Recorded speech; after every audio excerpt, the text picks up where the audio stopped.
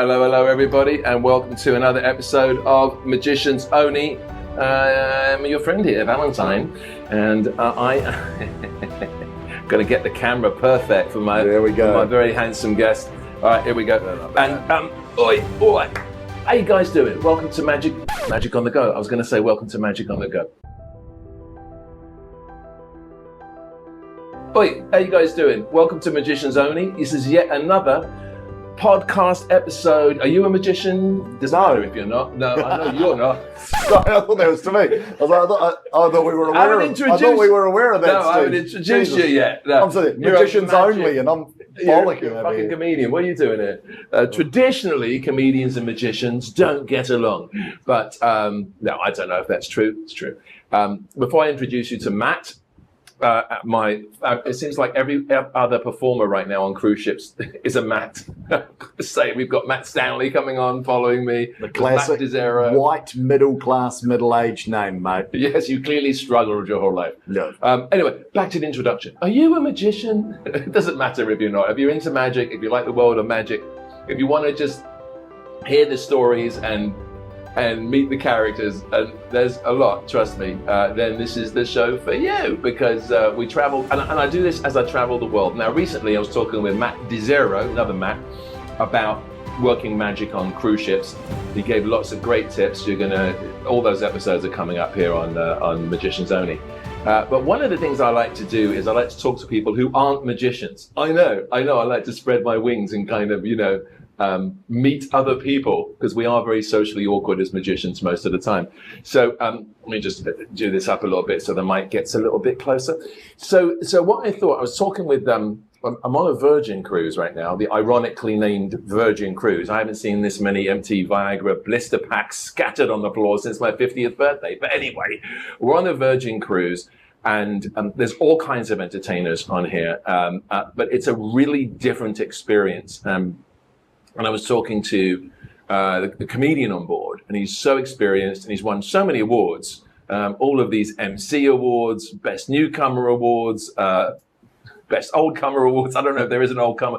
Anyway, but I thought it'd be great to talk to him about like how he approaches his comedy, because really that's how you approach entertainment, and we all do that when we're performing magic. How he approaches his business, why he moved from stunning New Zealand to Manchester. And is Manchester right? It was, man. Now it's Berkhamsted. He's in, talk about middle class. Now he's in Berkhamsted, and also kind of his experiences as a comedian, but also working with magicians. So please welcome Mr. Matt Stellingwerf. Pleasure. A minute, I'm going to clean the lens here because it's fucking dirty, and I look like a Rust. I look like a pig. Oh man, that's right. Keep recording. This will just become part of the entertainment value. It is. There we go. All right, you've got the good lens. People like the homemade, the amateur vibe. Thanks very much. I appreciate that. Yeah. We're actually on the. See, this is one of the great things about working Virgin, right? Yeah. Is that we actually have a balcony. Yeah, we don't have a room. We just have a balcony. There's a hammock behind you. I know. Can you imagine the porn that's been shot in this hammock? Because you don't have to imagine it. It exists. You can look it up. Google it. Virgin hammock porn. Or you can buy a ticket and make your own. I've been on it too long. Okay. So, Matt. Yes, sir. Welcome to the show. I'm using a new app today, and if this works, I'll talk about it later. This is a podcast app that is designed to be able to do two-person interviews. Matt is sitting in front of me.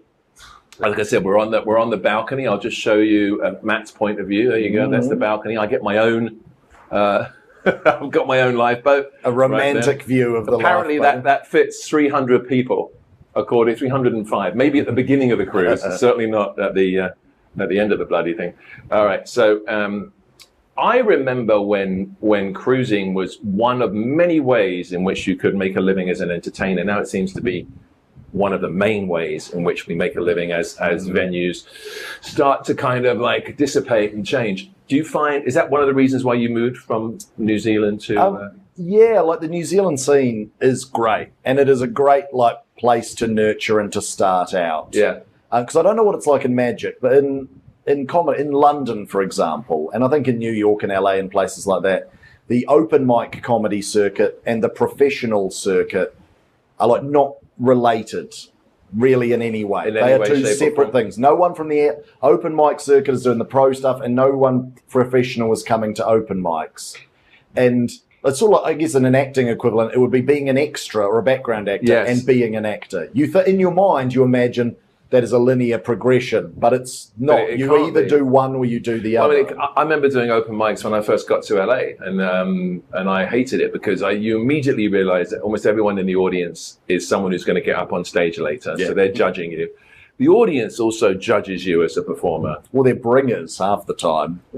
What's You that? don't know- oh no, What's a bringer? they're illegal in New Zealand. Our comedy union banned them, but they're very common in London and New York. Open mic nights, where in order to perform on stage, you have to bring one or two audience members with you. Oh, so it's just a come on. It's Yeah. just a way to bring people in, and they yeah. have to buy 2 drinks or something like that. Yeah, and I mean, like in some ways, it's good to have an audience there because just performing to other comedians Is probably as bad as doing magic for magicians. Yeah. Yeah, I walked past an open mic and a friend of mine was in there quite recently, and he was like, "Oh, do you want to jump on and do 5 minutes?" I was on my way somewhere else, and I was like, "Yeah, why not? I'll try some new stuff or something." And you're watching open mic comedians do the kind of jokes that make other open mic comedians laugh because there's no audience in there, Right.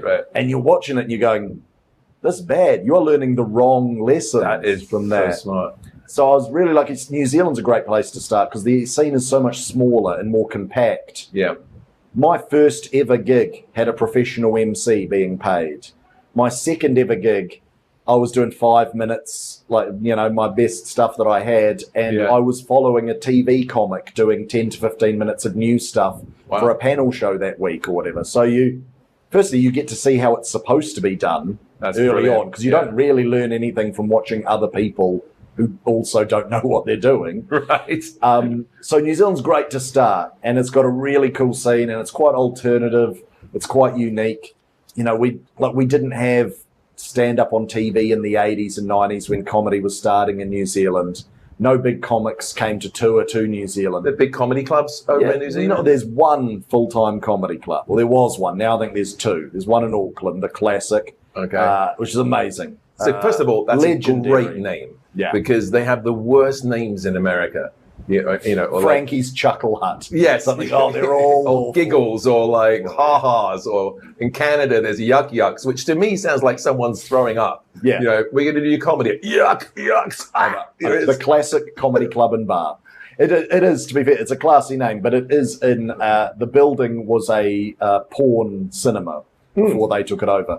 I think that's going to be a theme. As he just talks about the hammock. And they've got some of the original carpet framed on the wall because they had to rip it out. So nasty. You can imagine it would under a black light. It would look like a Jackson Pollock painting. Oh, as the saying it'd goes. be 5 minutes just shining black light around the room. It would be, yeah. But it's a great place to start. It's a great club.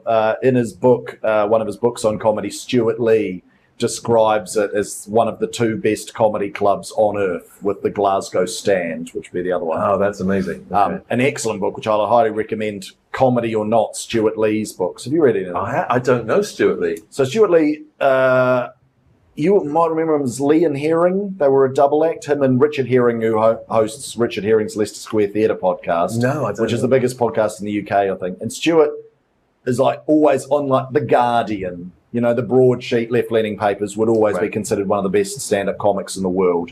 He is amazing. It's quite unique style, I think. He left comedy for a while, and he co-wrote Jerry Springer the Opera, if you ever saw that. Yes. Which caused, I think, the UK's only like religious furore or whatever, like when it was shown on the BBC and people started boycotting it and Not since the life of Brian, I think. choice. Which is such a rare thing outside of America to happen. It was brilliant. It starts with an actor playing Jerry Springer and a bunch of sort of white trash characters on board, and they're all debating about I had a child with him, she had a child with her, I hate him, he killed my brother, like the classic tropes of that sort of television. And then one of the characters shoots Jerry Springer on stage at the end of towards the end of the first act, and he then wakes up in hell.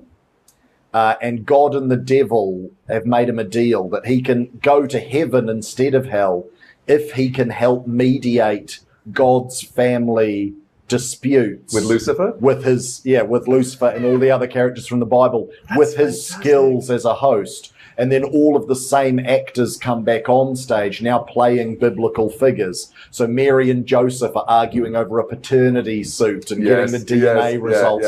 And Lucifer's the white trash son who's not loved by the dad. And then it continues like that. It's brilliant. Holy shit. I wonder if that was a fever dream, that he just woke up one morning and was like... Well, it was before the religious right started protesting it and got it pulled. I think they said they were in rehearsals for it to go to Broadway with Harvey Keitel playing Jerry Springer in it. See, now, you would think the religious right protesting would just up ticket sales. Because I think that's what happened with Life it was of a Brian. pre-social media world, so maybe it didn't. Bring back Jerry Springer opera. So Stuart Lee created this. Yes. So I need to, first of all, I feel I'm way behind on my stand-up comics, so I need to check out Stuart Lee. Yes. Excuse me, I think we all need to check out Stuart Lee. This sounds like he's amazing. We need to not do open mics, or maybe go watch them just to fill you with that kind of contempt for the open mics. Well, there's some people that just do open mics. Is that because they only have 2 minutes of material? Well, no, I don't even know if it's that. It's strange because you also realise not everyone feels the need to make a living out of this. They don't hate their other jobs. Because I found it really odd. I was like, these guys and it's just their social club. They arrive an hour or two before the show with all their friends at the open mic and they all chat about the latest Netflix special they want and they all do their new 5 minutes that's never going to work in front of an actual audience. And then they get drunk, You watch middle-aged people playing five-a-side football. No one's sitting there going, why are you wasting your time? You're never going to play professionally. It's it's just a social thing. It's actually a very good point. If it's something that you enjoy doing, then you get a chance to get up on. Maybe you're the funny guy at work or they're just happier and more content than we are. Not desperate to make a living out of it. Certainly mentally more stable, I think. I actually saw, I remember I went to, I did one open mic at the Laugh Factory and that convinced me never to do it again. I do remember watching Whitney Cumming, as you say, pop on and on. Like she's amazing. Like she's like an hour special a year, right? She's writing. I can't imagine writing an hour of brand new material. But I did see kind of her way of working. She would go from club to club. I was out one night with some mates. She would get on stage. She'd have the new material, and then she would ask the audience, not just like where you from, but actual questions. And I think a lot of those great answers she would then massage into, like what's the one thing when you go on a date you will not do? Or what's the craziest thing you've been asked to do? And you collect those answers. I've noticed there's a trend right now of comedians asking their audiences to respond to a question live on Facebook, and then they read off the best answers. Joe Lycett does it, Jimmy Carr does it. But it's up on the screen before your tour show. When the audience are filing in. What a great way to get new material. Tweet at something. Fills 10 minutes of the show. Fills 10 minutes, and it's great for your YouTube shorts. Your tour manager is just quickly filing through all the submissions, going racist, too offensive. Oh, that's a good one. Now quickly Google it so that's not some famous one-liner comedian's joke that they've reused. But anyway, Stuart Lee's autobiographies. Books. It's such a unique, interesting way of doing it, and I would be intrigued to see if it would work for other art forms or magicians. But basically, he's got the transcripts. There's 2 or 3 books, I think, maybe 3, and they are the transcripts of 3 of his most popular stand-up specials. Okay. And the book is the transcript of an hour of talking, interspersed with half of every page as footnotes about why he said that way and what experience inspired that bit of material and what happened in that place after that joke happened and what it was like recording that special. And it's just such a great way of masterclass. It's everything you wanted. Because what I wanted to ask you, which brings me to the question I wanted to ask you, which is like, first of all, what was the first joke you wrote? Do you remember? No, I cannot. I remember the first thing I said on stage.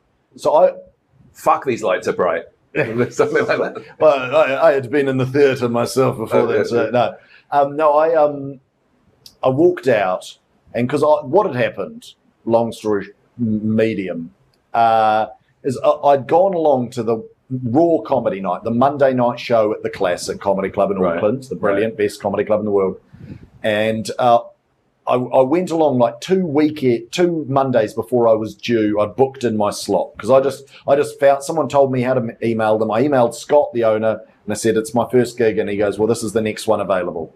And I went along 2 weeks before that and watched it. And it was a lot of lunatics and weirdos. And it made me actually feel quite good. I was like, okay, I think I can feel relatively sane by comparison. I can do above the median of what I've seen tonight. Okay. That'd be great. Now, what I hadn't realised is that 2 weeks later, when I did my first one, it was the first heat of the nationwide Raw comedy quest for like the best new act, like So You Think You're Funny in the UK or whatever. Right. And because it was the first one, everyone who applied earliest got the first booking. So it was me, and everyone else had done the absolute maximum number of shows you're allowed to do while you can still do the new competition. Right. So it was my first gig, and everyone had been going for like 1 year and 11 and a half months or something like that. No pressure. And instead of having 20 people in the audience, it had 150. So I went from like I think of our heat, there were 10 heats of 12 people, 120 people, down to the semi-finals, which were 2 semi-finals of 10. So 20 people went through to the semi-finals out of 120. 8 of our 10 got through to the semi-finals. Like, that's how stacked. Half of the semi-finalists came from the first heat that I was in. And I told like one person, my flatmate, that I was going to do this. And how much material did you have at that point? Well, the slots were 6 minutes. So you had 6 minutes of completely unrehearsed material. Well, that's the thing about comedy relative to magic. Although, like magic, you got to get audience members up if you're but you can't actually practice comedy on your own, because without an audience laughing, it ceases to be comedy.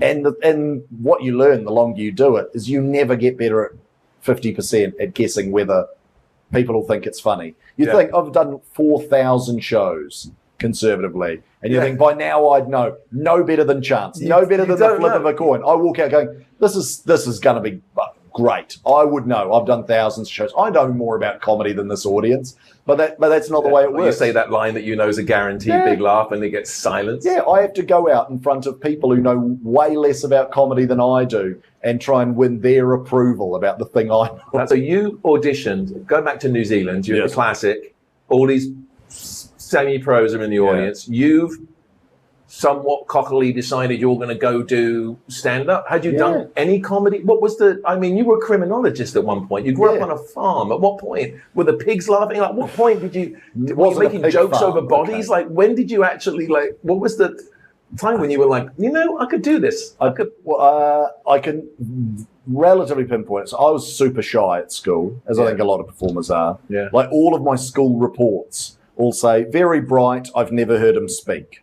Right up until about the age of 15, 16. And then someone dropped out last minute.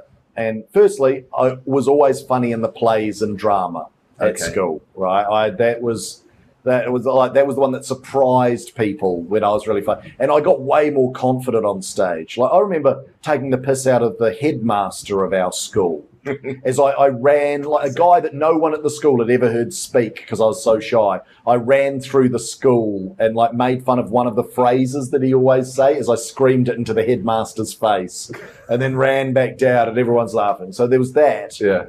And then I got asked, and comedy, stand-up comedy specifically probably started, I got asked to cover for someone on the debating team. And I started debating. Quite a few comics come through debates. That's really interesting because you're debating topics. You're like, how are you going to present a topic and convince people? You've got to write your speech, your initial thing, and then you go rebuttals on the move. You go back and forth, so you've got to improvise as well. I think it's a good skill in general. Sounds like a good idea. All right, everyone, we should all do debating classes. Yeah, I don't know if schools do debating. I don't think my wife's school do. No, but I wonder if there's amateur debating groups. Well, they have. Is it Toastmasters? Toastmasters. Is that the public toasting? I know a lot of people who do Toastmasters who swear by it because it's super supportive. B, they teach you the structure of a speech. Sometimes you have to go write a bit of it and come right back in. Other times you present, and then you get critiqued by the top people. Yeah, I don't know. It's interesting because I know there are stand-up comedy courses. I never did them, and I think they work for some people. And sometimes it's an insight into the industry. It's literally if you don't know anyone in it, you get the email of one or two of the open mic organisers or something. Yeah. And they tell you, when you take the mic out of the microphone stand, move the microphone stand to the side so you're not standing behind it for your entire 5 minutes. Little things like that. Yeah. Because obviously no one had ever really taught me any of that before I Mic walked on technique stage. is it? Yeah, mic technique. But So important. but sometimes I'm just like, you gotta. I was the same with acting. I've done some acting, and I thought about going to Toi Whakaari, which is like the New Zealand School of Drama, like the equivalent of RADA. And I was like, I like to learn it by doing it. And I think you do probably miss out on a lot of great advice, probably some bad advice that makes you generic if you're teaching generic lessons. Individual style probably won't come through as much. I guess the equivalent in magic would be buying the patter and using it rather than just... Which is 90% of what you see is there's the patter that comes with the trick, which is what we're trying to avoid. There should be, for people who want to actually be good, here is the technique of the trick, and I will provide no scripting whatsoever. You have to work it out. It's a fine line because you want someone to understand how to present it. So sometimes on Magic on the Go, I'll teach a trick with some rough patter or some idea of the direction or why I've gone in that direction. But I don't really want people copying it. You know what I mean? I remember when I started, it was like, what do I say? Like your hands are so disconnected from your mouth. It's like, that you've got to like do all of this, like my chocolate box routine, right? You've got to do all of this procedure. It's Basil exposition for like 10 minutes. Like, how do I make that entertaining? How do I keep everyone's attention? And it's hard to teach that. But I think having debate classes, I think that's a really good idea. Improv classes. How did you do on that competition? On that? Great. Well, I made it to the final. Jeez, amazing. Didn't win, which is good, actually. That would have been great. That's like getting the Oscar on your first movie. It would have been it for you. I tell you what, it's sort of the opposite in comedy. I think if you look back, all of the runners-up and third places go on to become great comedians. All of the winners were much more mentally healthy people, and they all win, go, great, that was a fun thing to do, and then they go become very successful lawyers or architects or something. Okay. Yeah. The winners never stay at it. It's the disappointed, angry, bitter third place runner-ups that stay and become comedians. Comedians in general, yeah. Yeah, no, it went well, because that was the first thing I said when I walked out on stage, because I looked down and I realised that my friend had told, and I had 30 people, friends of mine, and obviously the guy who owns the club didn't know who I was or who my friends were, so they were sat in the front 3 rows entirely of people I knew. Okay, that's good. And I just remember saying some version of, I tried to keep the secret. I told one fucking person, and he's bought a quarter of the audience. So if I die tonight, friends hate me, or some version of that. But other than that, I can't remember what I said. I can't even remember what my thought process was about what to do after it. I don't know. I don't remember thinking, I wonder I'll make this into a job. It was just something to do? Yeah, which I think I'd always wanted to do it. Yeah. In a pre-Wikipedia world, I didn't know how you started. The only biographies of comedians I'd read were Billy Connolly's and Eddie Izzard's, and they started as a folk musician whose chat between the songs got longer, and a street performer whose chat between the tricks got longer. And I was like, well, I'm not a street performer and I'm not a musician, so how do you start? Like, I don't know, you just...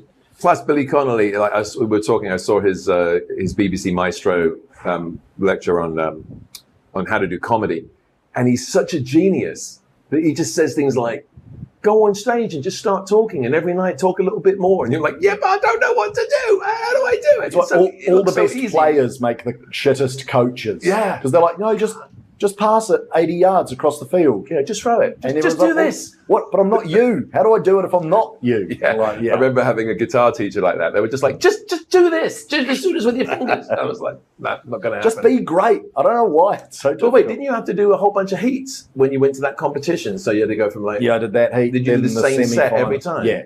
Okay. That's advice for comedy. Because I think a lot of people think you've got to do different stuff every time. It's like, no, perfect stuff. Perfect the stuff you've got. Yeah. Well, you're never going to perfect it. What's funny is last night I was doing my show here on the ship, and I finally I have a line. It's a kind of a new bit, but I finally figured out the right way to say it.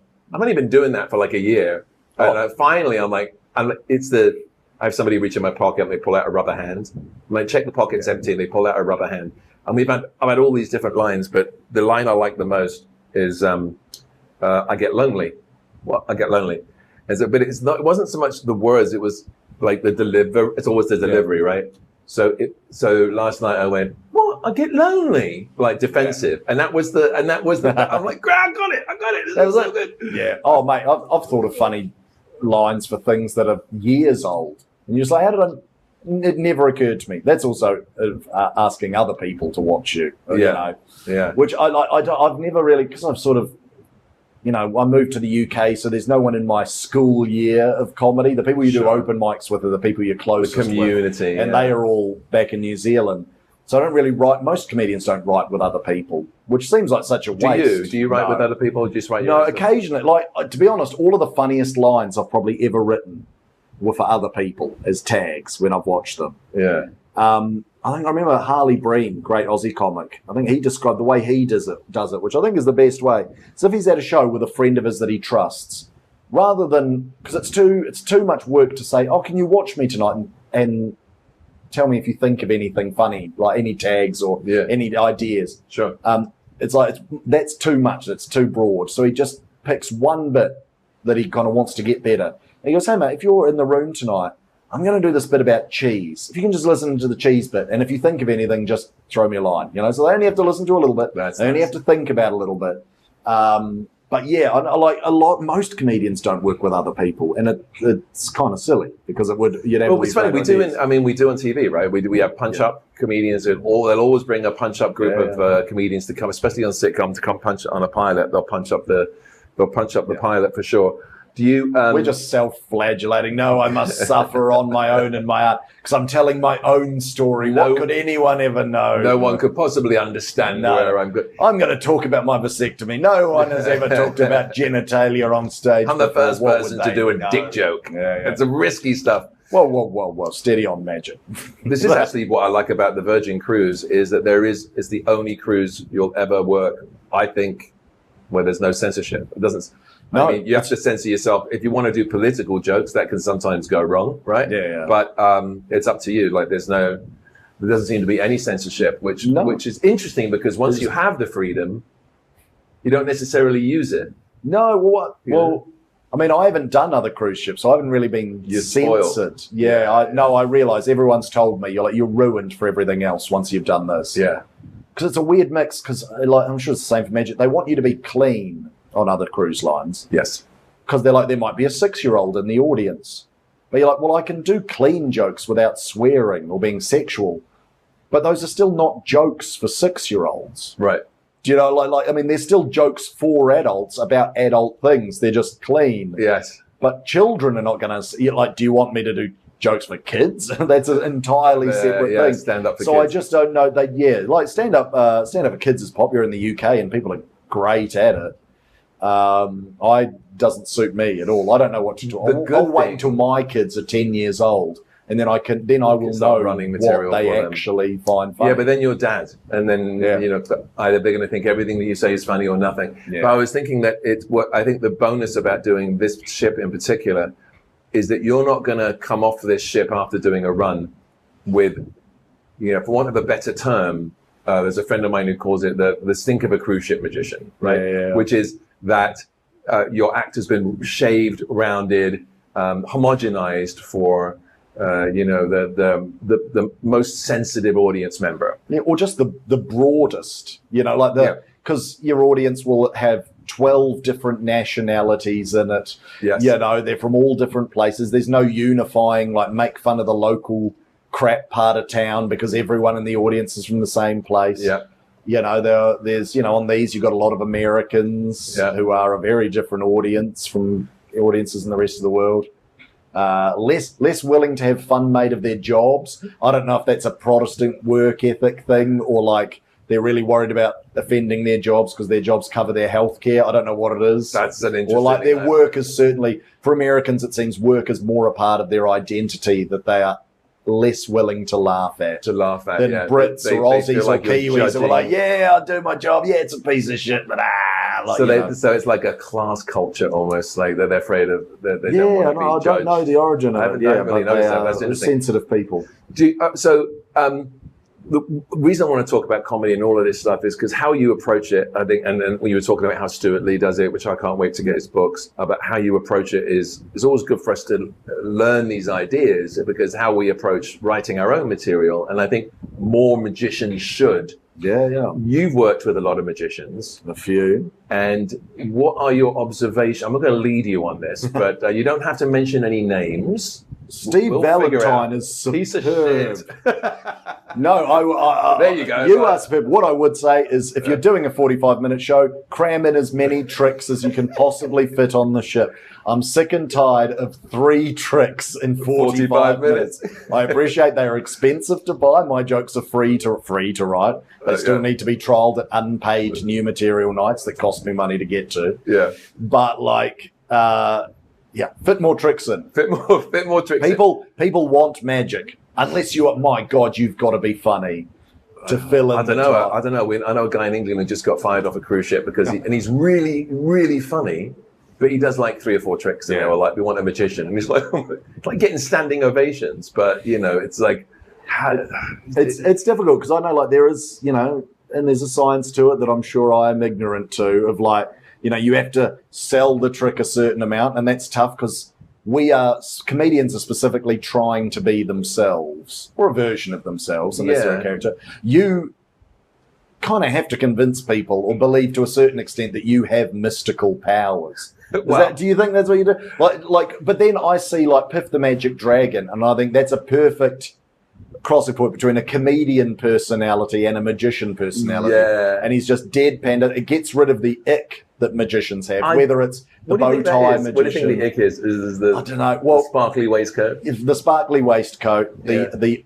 very camp persona for someone who isn't gay. Okay. Or those like are kind of old-fashioned and kitschy now. I guess now it would be I've mentioned name, the Chris Angel-esque. Okay. Like the goth posy, lots of eyeliner. As a great comedian Nick Sampson did, I think they're the kind of guys that you look at and think that they probably pretend they're allergic to latex, which I think is. But again, it is difficult because you guys have to sell that you have. It's a weird thing. There's something beyond yourself. You never see a magician really, on the whole, walk on stage and go, "I have mystical powers." Most of the time, the closest you get to that is, "I snap my fingers and it happens," or like a little bloke like that, and there's nothing particularly original that sells you having magical powers. I mean, and no one in the audience is going to believe you do. So it's always a big like, what is it that we do? Because a mentalist will come out, like you've seen mentalists, and they're all like, just want you guys to know that I may or may not have mental powers, and what I do is it's all psychology. You could do it with a lot more training, which is it's like bullshit. Well, that's what you're saying without saying it, isn't it? Because I mean, you're implying you've got mystical, but it's not that the powers are supernatural. It's like you've got skills that have taken years to hone that these people don't understand. Which I guess is kind of the opposite of a comedian, is just like, I'm just like you. I am just myself. I am just normal, but funny. Observing things that we've all observed. There's a guy in England called Gary Delaney. Yeah. My God, he's so funny. His one line, he reads off like tons of them off a clipboard online. And you cannot, and I think and he really emphasizes to me the similarities between comedy and magic. And you don't want people to figure out what's going to happen at the end. Yeah. And the same with the joke, right? If you can figure out the punchline, if the misdirection isn't strong enough, it's just a surprising end to sentences. Yeah, and that's all comedy. That's all it is. Yeah, and then that triggers the cerebral cortex at some point. Right? You're a criminologist. Not a neurologist. I don't know the physiology of comedy. Lots of people have written books. I think Jimmy Carr and a scientist wrote a book on sort of the psychology or the physiology of jokes and comedy and what's its sociological function. I don't know. There is an interesting thing that if people like Delaney and Jimmy Carr who stand and deliver jokes, and you as an audience member, you accept that that's the reality that you're in, versus say Bill Burr who's having a conversation and it seems spontaneous and it's just and it's so interesting. And I think in magic, we need more of that variety. How are we going to present? Well, one-liner comedians can get away with more, it feels like, because their jokes are algorithms. Not that they don't have personality in them, obviously, but like but you accept that it's not real. It's not what they really think. Yeah. In the way that, like Bill Burr or something, like it is just a conversation with a mate. It is a podcast. It is a banter in the car at midnight home from a late show or whatever. And so it seems much more personal to them, even if they're a character. That's Whereas stuff a one-liner that we would always say, like there are great one-liner comics, who the name is escaping me now, which is appalling. He's brilliant. Stephen Wright. No, well, Stephen Wright again, like that. I mean, that is a character, but is him. But like there are ones that they'll do jokes about their grandfather, but they will mention 12 different grandfathers in different jokes, right? Because the truth of it is irrelevant. It doesn't matter. It's wordplay. It's a magic trick. It doesn't need to be real. Magicians have that problem, I think, when their whole concept of patter or is to say, I was in China once and I got this prop. It's almost like you want to do a show where every time you pick up a prop, it's like, I was in Germany once and I got this prop. Yeah. Well, you've spent money on it. You got to oversell it. It's got to be mystical, man. I found this in the bin. See, that would feel more interesting to me. Yeah. This was in the trash outside the back of a magic shop, and I thought, I'll see what I can do with it. Maybe that's because we comedians need to be more self-deprecating. So we can't, like someone, you went to China and did it. You think you're hot shit? Did you? No, I found it. My friend Tom Crosby, who straddles the line, is a memory performer, Rubik's Cube guy, is brilliant. Brilliant guy, yeah. But he tells the story, the difference between comedians and magicians in the way they talk about shows. And he said a magician will be like, so I was on stage, 3,000 people. I looked in my bag. The Rubik's Cube is supposed to be solved, and it's not solved. Oh my God, it's not solved. And not only that, the card, this isn't the card I forced on them. Where the fuck's the card gone? And then I was like, oh no, this is going to be the worst thing ever. The thing's not solved. The card's gone. What am I going to do? And then somehow I just managed to distract the audience. Like a bat flew into the theatre and I managed to quickly solve the Rubik's Cube and change out the card. And oh my God, at the end, it was amazing. It all worked out. Oh my God, I was so thankful. And he's like a comedian's version of that. I was on stage and I looked down and no, I'd forgot. I've got a callback coming up, but I forgot to do the joke that the callback calls back to. It's never going to work. Oh my God, this is the end to the show and I've ruined it. And then I shat myself. So, I died a death. Yeah, magicians, it always works out. And they always get a standing O, by the way. It's always like, I've got standing ovations all week long. No, they're fucking getting out of the theatre, right? Yeah. But it is so true. I was watching Hacks, which you're going to watch because you're about to do a crossing from 9 straight sea days. I will have time to spare. You've got to watch Hacks. It's an amazing TV series. Jean Smart plays this old-time comedian who's now in Vegas. She had a career at one point, and she gets like a young Gen Z writer, and so you can imagine the conflict between how they approach comedy. What the Gen Z kind of contemptuously calls punchline comedy versus kind of observation and talking about her life. And she convinces her at one point to do some new material. This whole I've been doing the same act for 30 years. So maybe it's time to do some new material. She does the new material. I'm not giving anything away about the plot for the series, but she basically says it bombed. But she goes, fucking loved it. I loved it. I felt alive. I felt visceral. So I was watching that this week and I've got this new bit with the mirror. And I'm like, you know what? She's right. You've got to be braver. You've got to like do new material. You've got to slot it in. And I was doing a show like 3 or 4, the beginning of this week actually. And the show is going gangbusters. And I'm like, 2/3 of the way in, and I'm like, you know what? This would be a great place. It's not a brand new trick, but it's kind of a new handling. I'm like, yeah, I'll give this a shot. For 3 minutes, everyone just stared at me with like this quizzical look. Like, we don't understand what he's doing, and we don't understand what he's saying. And then I managed to get them all back for the cards to pocket, and I got a standing ovation. Yeah, there we go. But really, that feeling of that one trick bombing was the worst fucking. And I was like, no, it doesn't feel good. I don't like feeling. I'm not Norm, I'm not like. Norm always used to say he loved bombing. He loved watching the audience get uncomfortable and having that visceral thing. But it's not for me. Well, one other thing is we always hear the stories of the 1 or 2 mercurial geniuses like Norm or something, or like James Acaster talking about, I bombed a lot. But like it's like I was doing my own thing. I was committed to my own thing. And the fact is, there are one or two of those that make it big. But those are also all of those nutters that I saw on the first ever open mic 2 weeks before my heat. Yes. They all didn't care what the audience thought either, So for everyone who makes it and they find their audience that love them, there are a lot of fucking lunatics who don't last very long. No, I don't like bombing as an awful thing. Especially I feel more so in comedy. I don't know. Maybe because it's like, well, you have nothing else. I mean, I have a trick. I have magic to hide behind. I'm myself. They hate me. They hate me. They don't like me. They don't like me. They don't like my thoughts about the world. They don't like the things that I shy see. Kid they don't from like back in Auckland. Family. That shy boy come forward? I told you not to speak. No, I'm fairly relaxed about it now. It happens. Touch wood. There's no wood. It's a ship. Everything's made of steel. That's the irony of this place. Yeah, and yet it floats. It does. It happens very rarely now. And now sometimes, if it's old stuff that doesn't work, you go, well, it's worked 99 times out of the last 100. What do they know?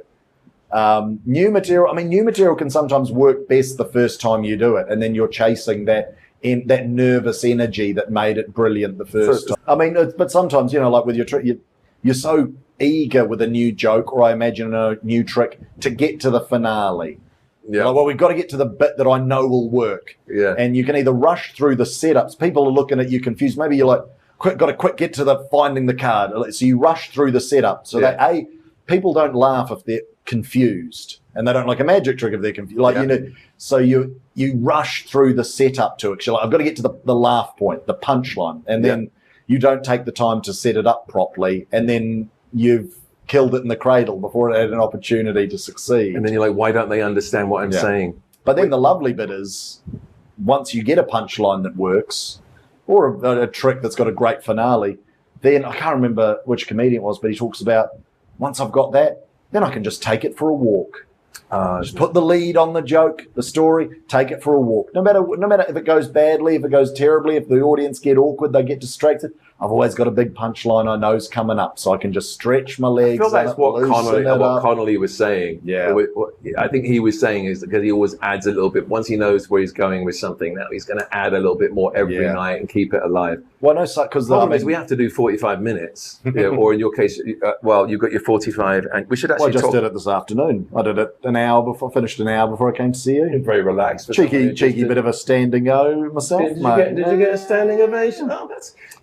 You see now, I shat myself. I wasn't very I had a finale where I deliberately shat myself. Actually, a friend of mine who's a magician, he wasn't this ship, he was on another ship, and he had bad sushi right before he went on. And he did actually shit himself on stage on a cruise ship. I think he should talk about it in his show, but he doesn't. Yeah. He doesn't do Virgin that much.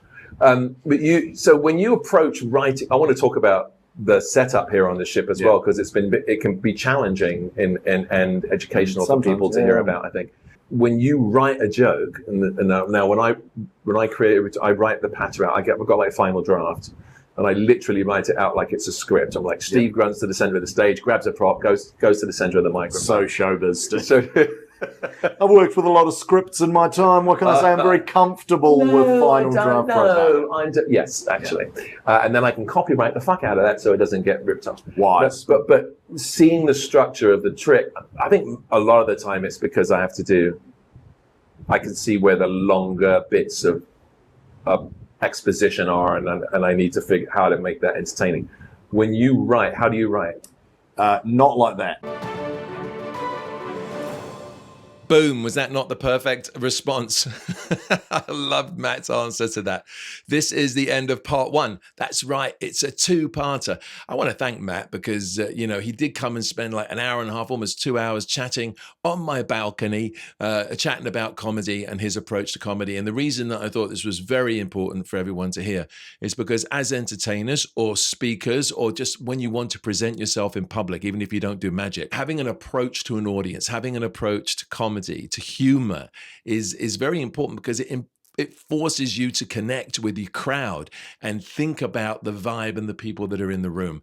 One of the great things we're about to get into in part 2 of this interview, if you come back next week, you'll hear it, is we're going to be talking about not only Matt's approach to writing comedy, but his friend's approach to writing comedy, how he grows a routine, and most importantly, the major reason that I wanted to chat with him on Magicians Only, crowd work. Now, we've seen a lot about crowd work on Facebook. A lot of people like Carissa are doing great with crowd work with their shorts.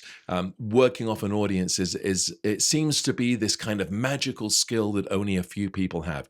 But there are techniques, there are things, there is a framework that you can use. Matt's approach is really interesting to crowd work and also kind of his approach to his audiences. And we're going to get deep into that in part 2. Crowd work is not just you talking to a crowd and doing jokes and making fun of people. It's connecting with people and giving the impression of spontaneity. So when you get people up on stage, when we're doing magic tricks for people, we don't know what's going to happen. You don't know what's going to happen. You don't know what they're going to throw at you. And being able to handle it with grace and humor and a little bit of kindness, I think is the most important thing in the world. So a lot of people just don't know how to approach it. Matt's advice is golden, and we're going to be getting to that in part 2. So don't forget, Magicians Only is sponsored by Magic on the Go at magiconthego.com. Almost 1,000 tricks that you can carry around in your pocket so that you can kind of learn magic on the go. That's why it's called Magic on the Go. For example, there's a wonderful routine called the Bifid Aces. Have you heard of the Bifid Aces? It's I think probably the greatest self-working card trick in the world. There are people that I know who have sent me, there are members of Magic on the Go actually, who have sent me emails and messages saying that they use it all the time. Billy Kidd uses it at every gig that she does. There's a chap by the name of Steve, I won't say his last name for privacy, but he's a member of Magic on the Go. And he just sent me a message saying that he uses it all the time. It's an amazing routine. And then I took the Bifid Aces and we grew it into this massive playlist, all of these different variations. It's an incredible kind of playlist and in-depth dive into probably the greatest self-working 4-ace trick in the world. Also, if you like doing that trick where a card is chosen and penetrates through a handkerchief or a bandana or a table napkin, the entire cloth project, which is kind of, I think, over 50, I might be wrong, maybe it's over 30 videos altogether, detailing methods and ways of doing the trick, including my own personal version that Peter Duffy gave a massive thumbs up to. I was very proud of that. I have a very visual version of making cards penetrate through handkerchiefs. That is also on Magic on the Go. Cards to Pocket, 120 videos. Egg bag. Everything you've ever wanted to know about the egg bag trick and probably were afraid to ask is on Magic on the Go. There's over 80 videos on that. Making stuff suspend. If you want to put your fingers on a knife and have it magically cling to your fingers, or a glass of water, or a jar of rice, or put a knife into a jar of smoke and make it suspend. Imagine that. I close one of my shows with it. That is all also on Magic on the Go. There's an entire playlist on suspensions, and there's moves, and there's card tricks and coin tricks. There's a beautiful coin vanish it's all there. There's handlings and tips for Eddie Joseph's shattering coins and silver balls. Did you know that is one of my favorite tricks from when I was a childhood? Imagine putting 10 coins on your hands and a whole bunch of other stuff, marbles and metal and glass, and you close your hand like this and you put a little disc on top, and it's all very kind of isolated. Your sleeves are rolled up and there's a little disc, and you put a little bit of paper on there, and when you apply a match to it, the paper goes whoosh, and when you open up your hand, all the little bits are still there, the steel ball bearing, the glass marble, the piece of paper, but the coins, 10 $half or dollars if you've got slightly larger hands, those coins have just melted away. They're gone. It's an amazing routine. I learned it when I was a kid. I did it for years, so I can show you the correct way of doing that trick. And that is also on Magic on the Go. Listen, there's too much. I would highly recommend you just go subscribe. Instead of spending a couple of $100 on that latest electronic gadget, why don't you just put that money into a year? So I think it's less than $25 a month into a year of subscribing on Magic on the Go, and support the project, because it's we're growing this hopefully into the largest online database of magic videos that there are. All taught by yours truly. So anyway, thanks again, Matt. I'll see you next week. Come for the magic, stay for the crowd work.